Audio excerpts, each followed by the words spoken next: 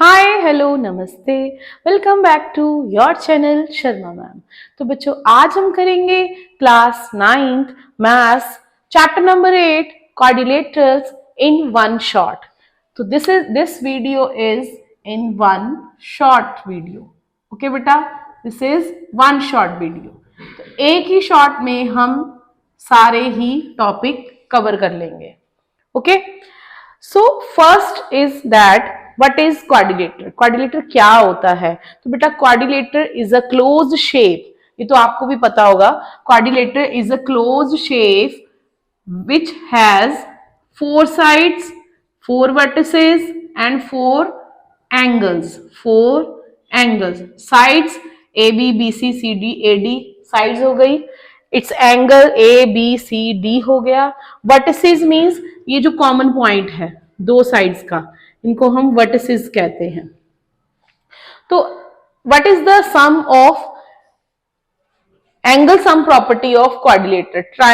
Quadrilateral के चारों angles का सम कितना रहता है वो भी आपको पता होगा। Angle A angle B plus angle C plus angle D करें तो चारों एंगल्स का सम होता है 360 डिग्री।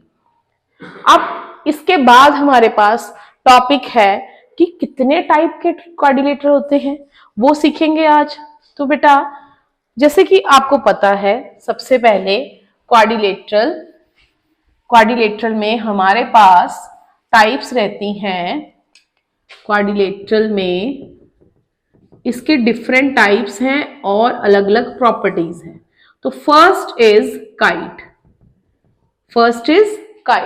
तो काइट में क्या रहता है? काइट में हमारे पास इसकी एडजेसेंट साइड्स इक्वल होती हैं। इसकी एडजेसेंट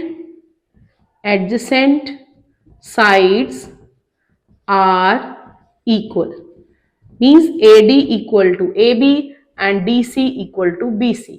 और क्या रहता है हमारे पास? It's diagonal intersect at 90 degree. इसके जो डायगोनल रहते हैं ना, वो आपस में इंटरसेक्ट करते हैं 90 डिग्री पे। सेकंड है हमारे पास ट्रेपीजियम। तो ट्रेपीजियम में क्या रहता है? It has one pair of parallel sides. रहती है, means AB is parallel to CD रहेगा। और जो तीसरा है वो है हमारा पैरेललोग्राम जो है उसमें हमारे पास रहता है ऑपोजिट साइड्स आर इक्वल। ये सब हम इस चैप्टर में प्रूव करते हैं बेटा with the help of congruency. Opposite sides are equal, opposite angles are equal and opposite sides are parallel also. ठीक है बच्चे। अब इसी के साथ पैरेललोग्राम की और फर्दर 3 टाइप्स हैं। फर्स्ट इज रेक्टेंगल में क्या रहता है हमारे पास? डायगोनल्स इक्वल भी होते हैं एंड बाइसेक्ट करते हैं।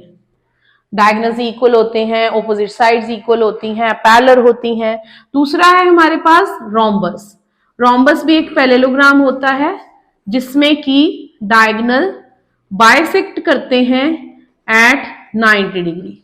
तीसरा रहता है हमारे पास square.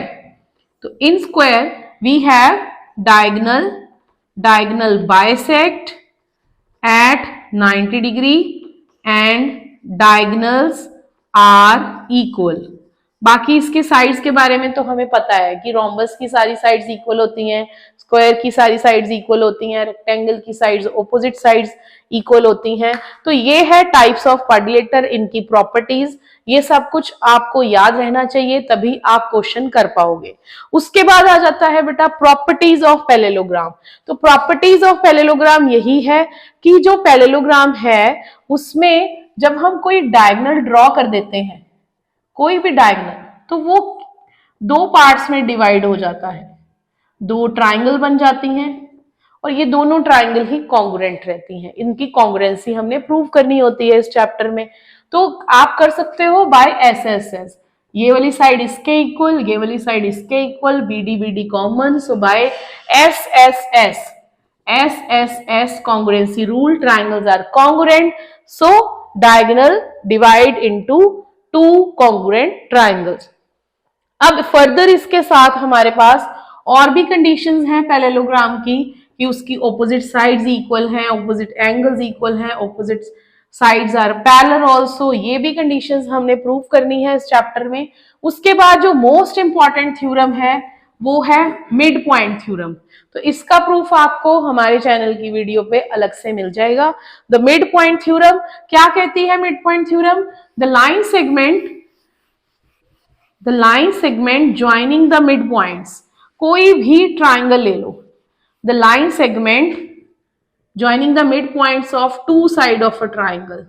We have two sides of triangle, इसके जो मिड पॉइंट्स हैं उनको हमने ज्वाइन कर दिया, ठीक है। जब इनको ज्वाइन किया तो DE is parallel to BC, DE BC के पैरेलल है और साथ ही साथ DE होता है हाफ ऑफ BC, उसको बाइसेक्ट भी करता है।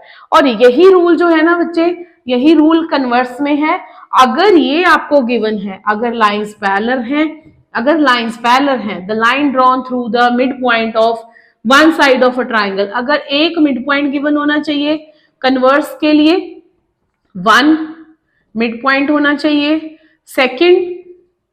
सेकंड आपके पास होना चाहिए another parallel side bisect, parallel lines होनी चाहिए, पैरेलल लाइंस होनी चाहिए।